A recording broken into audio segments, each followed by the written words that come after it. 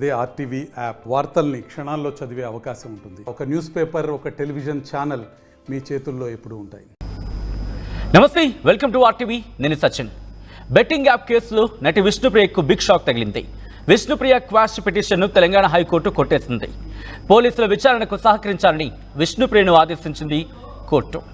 Betting apps ప్రమోషన్కు సంబంధించి సినీ తారలు, social media ఇన్ఫ్లుయెన్సర్లపై పోలీసులు ఉక్కుపాదం మోపుతున్నారు.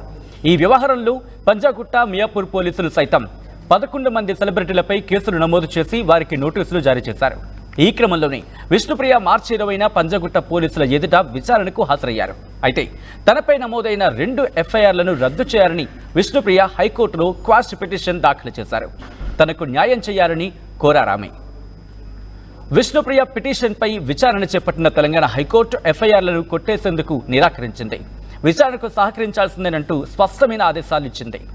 సెక్షన్ 35(3) BNSS నిబంధనలు పాటించాల్సిందంటూ ఉత్తర్వుల్లో పేర్కొంది. చట్టం ప్రకారం విష్ణుప్రియను విచారించాలంటూ పోలీసులను ఆదేశించింది హైకోర్టు. అలాగే ఈ కేసులో మియాపూర్, పంజాగుట్ట ప్రాంతాల్లో నమోదైన 2 కేసులను క్లబ్ చేయాలని హైకోర్టు పోలీసులకు సూచించింది. ఈ నేపథ్యంలో పోలీసులు విచారణను మరింత వేగవంతం చేశారు. మరోవైపు బెట్టింగ్ యాప్ కేసులు ఇరుక్కున్న మరికొందరు ముందస్తు చర్యగా హైకోర్టును ఆశ్రయిస్తున్నారు. బెయిల్ కోసం పిటిషన్లు దాఖలు చేస్తున్నారు. ఇక ఈ బెట్టింగ్ యాప్ కేసులో టాలీవుడ్ ప్రముఖ హీరోల నుంచి సీనియర్ క్యారెక్టర్ ఆర్టిస్టుల వరకు ఉన్నారు.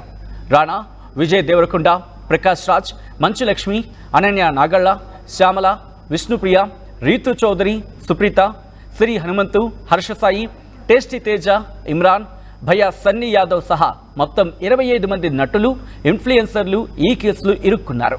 మరిన్ని వీడియోస్ కోసం ఛానల్ ని సబ్స్క్రైబ్ చేయండి. లేటెస్ట్ అప్డేట్స్ కోసం వాట్సాప్ ఛానల్ ని ఫాలో చేయండి. అండ్ లింక్ డిస్క్రిప్షన్ లో ఉంది.